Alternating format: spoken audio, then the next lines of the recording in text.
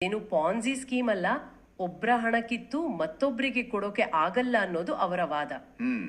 ಹೆಚ್ಚಿನ ಪಿಂಚಣಿ ನೀಡಲು ಪ್ರತಿ ವ್ಯಕ್ತಿಗೆ ಕನಿಷ್ಠ 25 ಲಕ್ಷ ರೂಪಾಯಿ ವೆಚ್ಚವಾಗುತ್ತೆ. ಮತ್ತೆ ಇತ್ತೀಚೆಗೆ ಕೇವಲ 38,000 ಅರ್ಜಿಗಳ ಪರಿಶೀಲನೆ ಮಾಡಿದಾಗಲೇ 9,500 ಕೋಟಿ ರೂಪಾಯಿಗಳ ಕೊರತೆ ಅಂದ್ರೆ ಡೆಫಿಸಿಟ್ ಕಂಡು ಬಂದಿದೆ ಅಂತ ಅವ್ರು ಹೇಳಿದ್ದಾರೆ. ಹೌದು, ಸಿಇಒ ಅವರ ಈ ವಿವರಣೆ ಮೇಲ್ನೋಟಕ್ಕೆ ಬಹಳ ತಾರ್ಕಿಕವಾಗಿ ಕಾಣುತ್ತೆ. ಖಂಡಿತ. ಒಂದು ನಿರ್ದಿಷ್ಟ ಮಿತಿಯ ಹಣ ಇದ್ದಾಗ ಕೆಲವರಿಗೆ ವಿಪರೀತ ಹೆಚ್ಚಳ ಮಾಡಿದ್ರೆ ನಿಧಿ ಬೇಗನೆ ಬರಿದಾಗುತ್ತೆ ಮತ್ತು ಭವಿಷ್ಯದ ಪಿಂಚಣಿದಾರರಿಗೆ ಅನ್ಯಾಯವಾಗುತ್ತೆ ಅನ್ನೋದು ಆಡಳಿತ ಮಂಡಳಿಯ ಆತಂಕ. ಆದ್ರೆ ಇಲ್ಲೇ ಒಂದು ದೊಡ್ಡ ಟ್ವಿಸ್ಟ್ ಇರೋದು. ಏನು?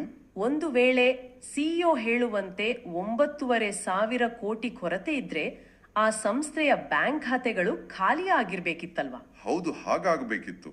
ಆದರೆ ನಮ್ಮ ಮೂಲಗಳಲ್ಲಿರೋ ಮತ್ತೊಂದು ದಾಖಲೆ ಅಂದ್ರೆ ಈ